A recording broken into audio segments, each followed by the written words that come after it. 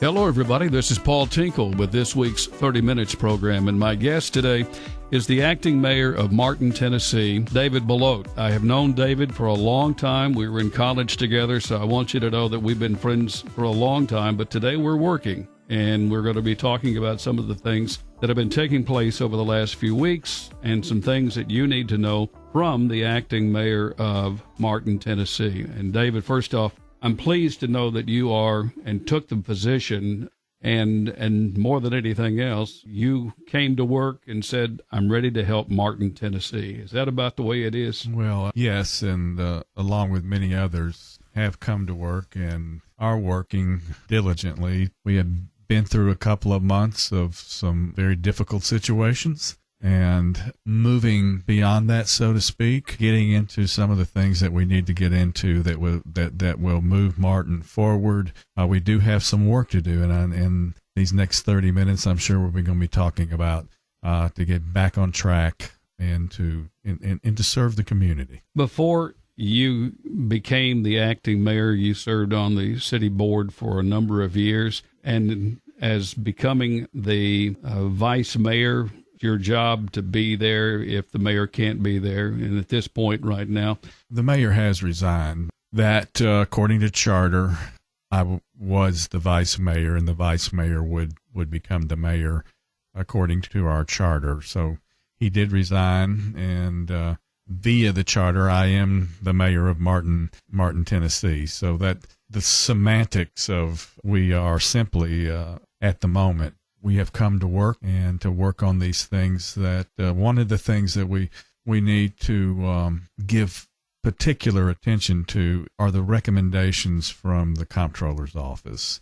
We are way down in what is called our cash flow or our fund balance, which those funds could be construed as rainy day funds, and we are down in those funds because we have spent a lot of money on implementing grants, matching grants, to the point that we are overextended, and that has been recognized by the comptroller's office. We have acquired some debt, and we're currently paying off that debt. Now, part of the getting our cash flow has to be 15% of our general fund, and that comes to something like $3.2 million. And we are hovering around the $200,000 mark, and that fluctuates. You know, that number fluctuates. So we are way down. We've been given a plan. The comptroller's office has been real good at helping us out, trying to figure out a way to get to where we need to be. It's going to take a little time, but a lot of it has to do with retiring debt. And in the next 5 years, we will retire about $800,000 in debt. Well, let me ask you this question. What is it that the city of Martin owes for? The various grant projects throughout the years, which is our street projects, the new library, that's part of the debt. And so ambulances? Sure, the ambulance service is another one there. So the things that we have to pay off are things that have added to the quality of life of our town, and they come with a price tag. And we have a high volume of them in play right now, and the idea is to maybe back off of doing those things that would cause us to have debt. And we've done some of that with some of our TDOT programs and so forth, where we have taken some of those grants, which there is a match to them, and a significant match, given our resources. You know, some of these projects to the tune of $150,000, $330,000. And we have worked with our architect and engineers, TLM, on working with TDOT and a few other state agencies to see if we can put these projects on hold. And we have been successful at doing that. These are good projects, and these things would certainly add to the needs of the city and the quality of life of the city. But some examples of that, Paul, right now we have a TDOT grant, Tennessee Department of Transportation grant. For us would be a Phase 7, and it's the redoing of the sidewalk, street, and handicap accesses from University Street to Lee Street. So it would be Elm Street from University to Lee Street. And I think most folks that live here understand what happens when we do those kind of improvements. You can go down University Street and see the beautiful job that has been done there. One of the best things we ever did was the street project on Lindell Street in the downtown area. In my opinion, when we did that several years ago, that turned the corner for us in economic development in the downtown area. When that project was finished and that infrastructure was put in, the sidewalks, the gas lines, the electricity, everything that made that infrastructure first class, that's when that area started booming. That's when the entrepreneurs came in, and the testament is to what we have in our downtown area today. And to me, those things, the catalyst for those things was a project like that. And we've got some of those on the books right now that we are putting on hold. We've asked for permission to put those things on hold. We've already made some investment in those projects, and we've been granted permission to put those projects on hold at no penalty. So our investment is still intact, what we've already invested, and we can hold those projects, and for the most part, indefinitely until we are in good stead from a fiscal look, and then we can pursue those projects if we so desire to. We've made some investment in it, and they are good projects. Another one of the projects is a Phase 8 project. It's on Elm Street, and it goes from Lee Street to Peach Street. So our southern entrance to town will have a new face at some point in time, but these are projects that are good. They create sidewalks, they create streets, they create curbs, they create handicap access, they create lighting. So they're good projects, and through the grace of the state, through the grace of the Tennessee Department of Transportation, they've allowed us to put stoppage on those things at no penalty. And we can re-engage when we're ready to re-engage. That's an example of a couple of those things. That we have another one that we're putting a temporary hold on that goes north Lindell from the Greenway to Palace Street, from Palace Street to Old Fulton Road. That is another project that we are able to put on hold. So, that one for us to proceed would be about $114,000 to proceed with. The other two, if you were to add those up, so that could be, close to $600,000 of debt that we are putting on hold until we're ready to handle it.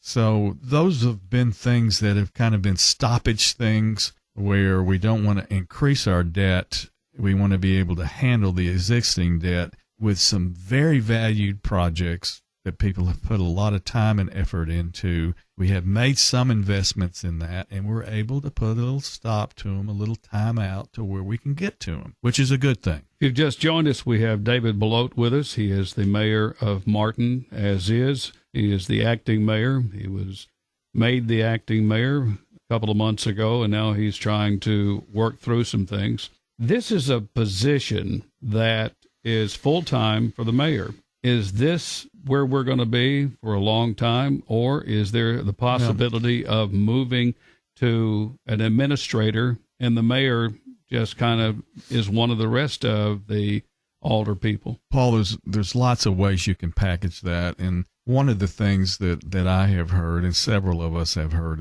in city government over the last couple of months is, and this is well-meaning advice or questions, what about the aspect of pursuing, or what does it take to move toward a city manager method of municipal government? And right now we have a mayor-managed municipal government with a board and several communities, and it seems to be the trend that a lot of municipalities are moving more toward the city manager. Now, we had a city manager method of municipal government prior to changing it back, and which came into effect, I think, in 2002. Well, we had Dick Tidwell there. Tidwell. And then, of course, Robert Neal Glasgow. Absolutely. And that's going back my way. Right. And that was, it was a good form of government. It was a good way to do it. And for whatever reasons, people chose to move toward a mayor as the manager type of government, with a city recorder, with a board. And we've been under that method for the last 24 years. There's some good and there's some negative. It's both sides. Well, there is, and there's good things about having that. There's some things that can slip through your fingers and get away from you, and some of that certainly has transpired here in the last few years. So how do you go about switching? We had an informal meeting this past week.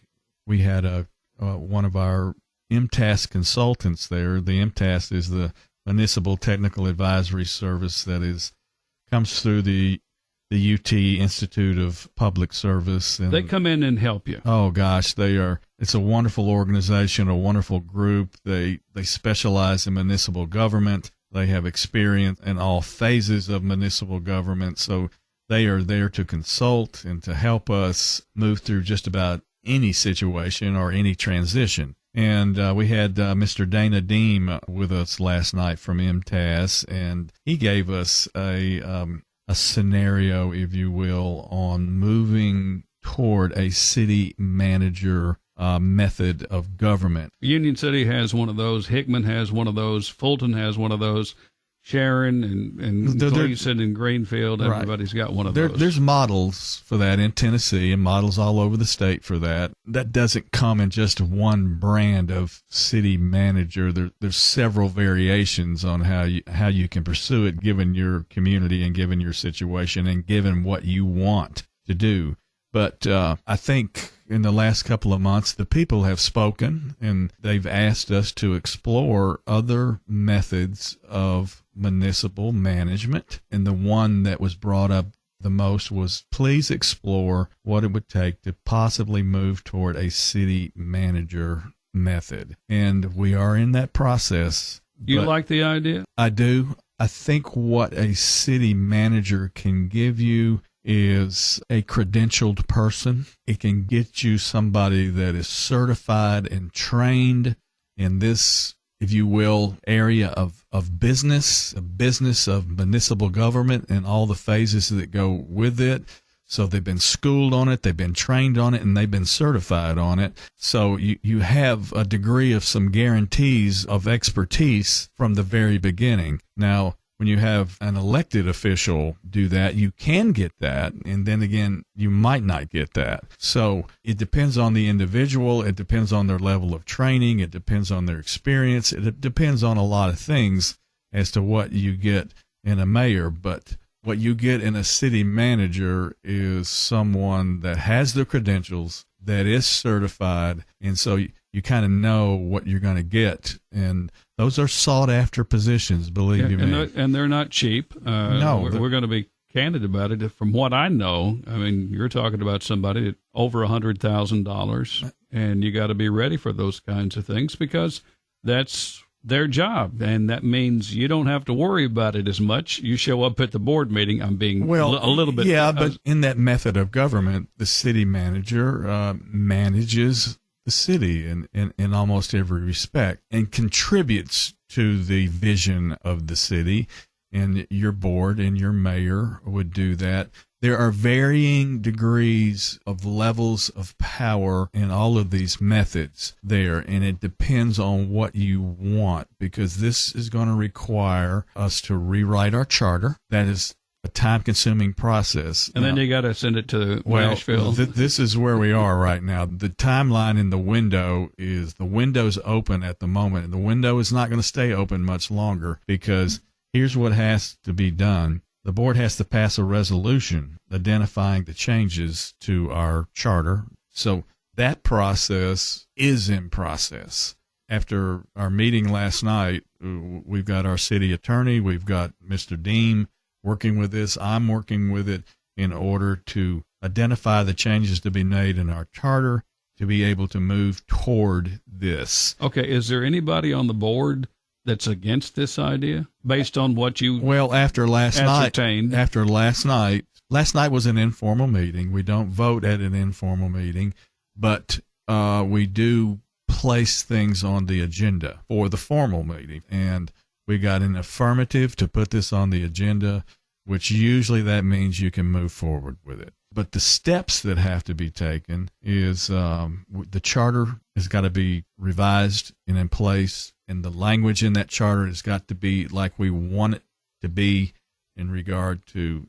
You're going to have an attorney to rewrite it and to help you, and then take it to the state legislature with Tandy Darby and John Stevens. Let me give you the path here. Let me give you the path. That has to be on, like you said, John, our state senator, John Stevens, and Tandy Darby, our representative. They have a certain number of things from their communities that they can bring to the legislature.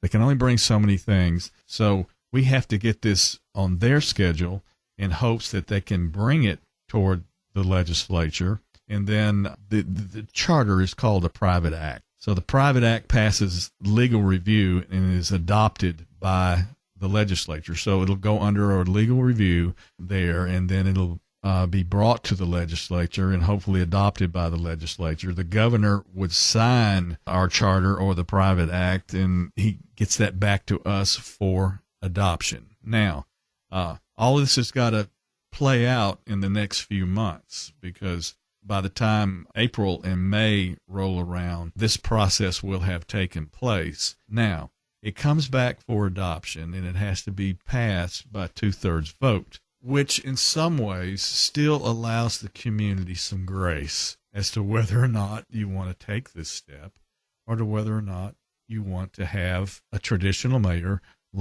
that's the manager like we have in place right now. Now, I think there are pros and cons to both. The issue is laying this out there for the community to deal with the pros and cons of both, because we are moving through a process right now, and we're going to continue with that process. And there's going to come a day when we're going to have to decide whether or not to adopt this. We can stay with what we have, or we can move forward. David Belote is our guest. He is also the acting mayor of Martin, Tennessee's city. What are you doing right now at City Hall? Well, we're doing things like this. This is a good one. This is a good one. Now, the other one is one of the things that we're working on is we have to buy, given what the comptroller has told us what we need to do as the city, we need to get our cash flow. And when our cash flow, that means we've got to have enough money to pay our bills in the bank, enough money in the bank to pay our bills 2 months out in advance. That's our cash flow.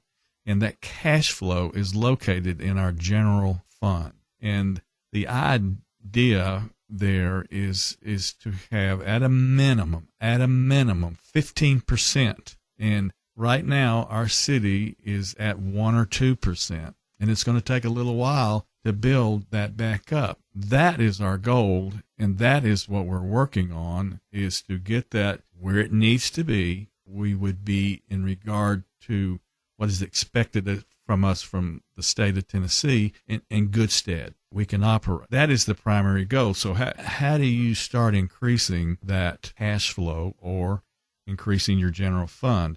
You do that we're doing that by taking a look at a couple of things. One of those was the debt that I talked about earlier. We had put some things on hold, which means we don't have to pay for it for a while until we got our feet on the ground. So those things are good projects, have a price tag to them. We're able to put them on the shelf for a while and get back to them when we can get back to them. So we have not added any more debt in that respect. Let me move in a couple of things that I think people really need to know. And number one, you may not know these numbers, so I'm not going to put you on the spot. But how many people work for the city of Martin now? 130 maybe? Well, 130 to 150. We talked about that a little bit this morning because we were working on some things in the finance committee with our finance chair, getting ready for that particular meeting. Yes, we're going to employ 130 to So you have police, you've got the city hall people, you've got the fire department, you've got the emergency ambulances, and of course public works, and I don't know what did I miss, but bottom line is this is a big budget. It is a big budget. Let me say this: you mentioned a lot of departments. We're talking about City of Martin employees. Of course, we got the librarian. Oh, well, we do, and that, that's another senior citizens. That's another. Those are other areas, other departments for the city, and I want to say this about those areas, those employees, the leadership of those areas. I have found the leadership to be outstanding. I have found them to be good stewards of their resources, and I have known that for a number of years. So, and they are still working it. They understand the situation at hand. They know they've been informed, and they know that they are a part of the contribution to getting us where we need to be. So they are well aware of those things. They are working it. Personally, I'm very proud to be associated with them, and I enjoy their energy and then also their intelligence on working on these things. You did not want to be a mayor. You wanted to be an alderman. If you were to have done that, you'd have been out there. But the other part of this is, I'm going to put this into words that are a little bit softer than maybe somebody else would use, but you gave your life to the city of Martin here recently because you had to step up. You had to take care of a lot of things that nobody will know about. And I think right now Martin, Tennessee is very happy with David Belote, the acting mayor of Martin, Tennessee. And the reason I say that is because Martin has someone to go to. Martin has someone to go to that knows things and has been associated with the city for a number of years. And you have been overseeing for many, many years the Soybean Festival. And that's one of the things that, people are going to ask you the question, will there be a soybean festival this year? Well, I appreciate what you have said, Paul, and I certainly hope so, especially from all the good people in Martin, Tennessee. Let me answer that with this, and I mean this in the most positive way that I can say it. There will be no stone left unturned, which means everything that we do is going to be looked at, it's going to be scrutinized, it's going to be presented to the public, and let me give a good example of that. It's the Weldon Building, and the Weldon Building is a magnificent historical structure in the middle of downtown Martin, and it means a lot to Martin, Tennessee, and I'm not denying that at all. The Weldon Building is a building that really does not have a purpose at the moment for the city of Martin. The library is no longer in there, and it is used on a limited basis for some storage of city material in its basement. Now, the other side of that is that the Weldon Building has a history of maintenance woes. Let's just say what it is. Water comes in, and we've fought it for years, and water's not coming in at the moment, but the last time the water came in, it did significant damage. I mean, significant damage. We don't have a purpose at the moment for the facility, and that's not to say that a purpose cannot be developed, but we've got an empty building that we're paying to heat and cool and maintain, and we don't have a purpose for it. Now, we can create a purpose for it, or you can start doing some other things to see what else is possible to do with the building.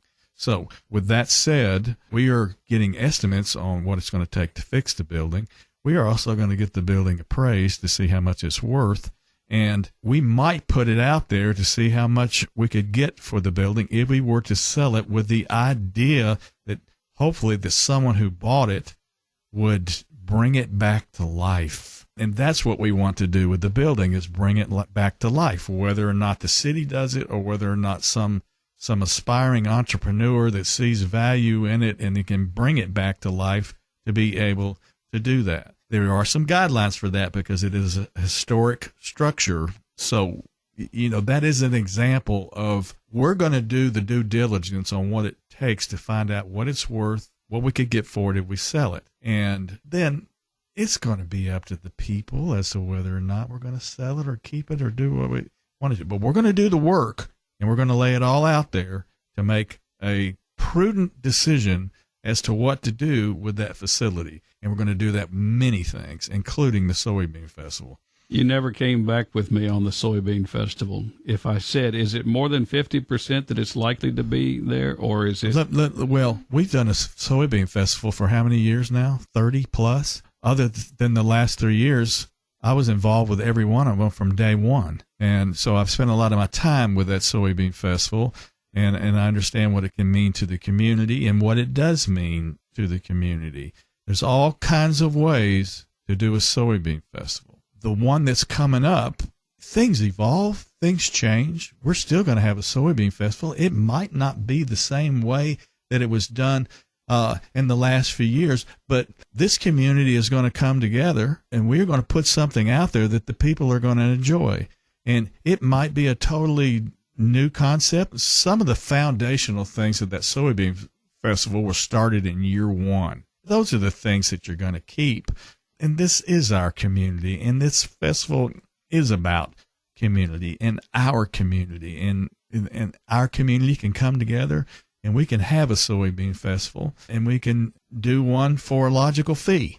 So are we going to have a festival? You bet your life we will. Will part of it be the same? Yes, it will. Will some of it be different? Yes, it will. Will we take different approaches with it? Yes, we are. So, yes, that's another one of those stones that got to be unturned. You have said we encourage people to come to the board and listen to see what's going on and asking questions. Tell us. Well, I think we're at a point in our history as a city where we need the feedback, we need the voices, and and you're going to take that collective voice and you're going to try to put it in some kind of workable solution to some of the things that we're dealing with here. But I mean, this is if you live in this town, this is government. This is your business, right? It is. We're talking about the communities, right? So. And personally, watching from where I watching the citizens of this town talk about the things that are on their heart and on their mind. It takes a lot of courage to do that. Number one, it takes a lot of courage to step up, voice, and preparation to be able to do that. So we are obligated to give it our utmost attention. Now, whether or not you take what is said and move forward with it, all that remains to be seen. But this is a perspective, and those perspectives need to be heard, and I think we're offering opportunities for those perspectives to be heard. When's the next meeting? We have a formal meeting on Monday evening at 5:15. It'll be in the courtroom of the Public Safety Building, and the agenda has been set for that meeting, and we talked about a lot of those things this past week in the informal meeting. So if you want to show up, 5:15, sure, this Monday week. Right. Absolutely. Thanks so much for joining us, Mayor. And I know you've had a heavy plate that you're having to work with, but I want to say how much we respect you and the city board that we have. I know it's not the best that we want to be. We want to be the best all the time. But what I do know about you and this city board, you're very, very interested in what's going on, and you care about the city of Martin. Well, we do care, and again, this too is our home, and it's the home. It's us. It's an us thing. It's a we thing, and I hope we never lose sight of that. That's our program for today. Thank you very much, Mayor. We appreciate our time. We've been visiting with David Belote, the mayor of Martin, Tennessee. And if you have a question about something that we talked about, don't hesitate to call City Hall. They'll be more than happy to put the mayor on the phone, and you may be that person that can help solve a problem. We thank you very much. Thank you very much, Mayor. Appreciate your time. That's our program here today on 30 Minutes. Paul Tinkle, pre-recorded. You've been listening to 30 Minutes, a community affairs program on Thunderbolt Radio. You can listen to this broadcast and others anytime by visiting thunderboltradio.com and following the Thunderbolt Radio and Digital YouTube page. Thanks for listening.